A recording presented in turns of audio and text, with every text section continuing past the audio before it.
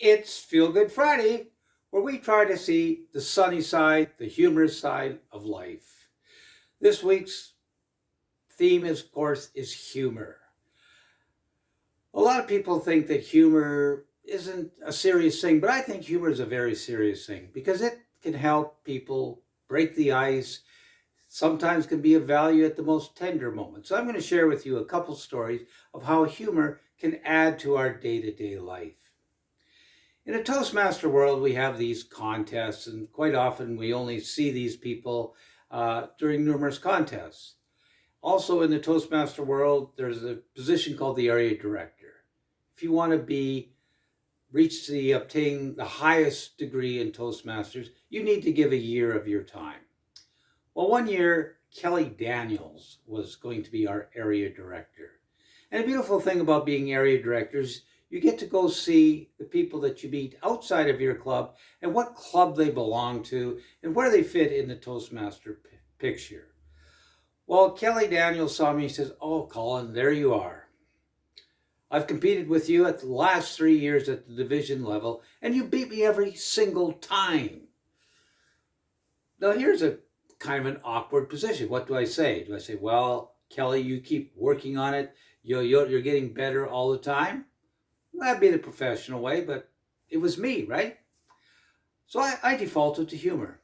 I said, "Kelly, you say that as if it's a bad thing." Well, she knew I was joking. I knew I was joking. It broke the ice, and we formed a friendship from there because we weren't so pretentious, we weren't so serious. But really, the reason I chose humor today is because this is October 22nd.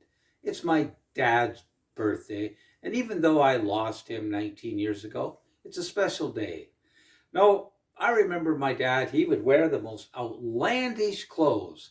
And I remember thinking, this is embarrassing as a kid.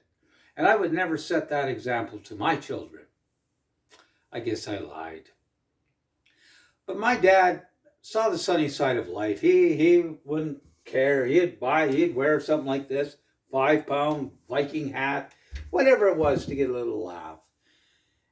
And this is where I'm going to go. Humor can be very valuable at even the most tenderest of times. When I did my dad's eulogy, I opened up with humor right off the bat. I described my dad in this terms. I said, on October 22nd, 1927, the world saw the birth of a 100% proud,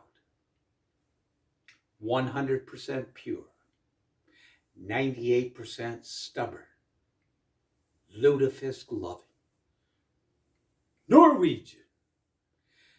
Now, for people who knew Dad, that was funny. And there was 400 people at that funeral at least, and they all burst out laughing. It set the frame for my 7-minute eulogy, where there were numerous laughs. And I remember my daughter Trina saying to me, she looked in the back and she said, "Dad, they were laughing and they were crying at the same time." And I thought, you know what? I must have nailed it because that's just the way Dad would have wanted things to be.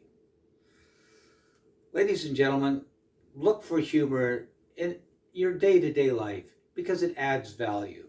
Because as my friend Darren LaCroix would say, when you humorize, you humanize. Have a great week.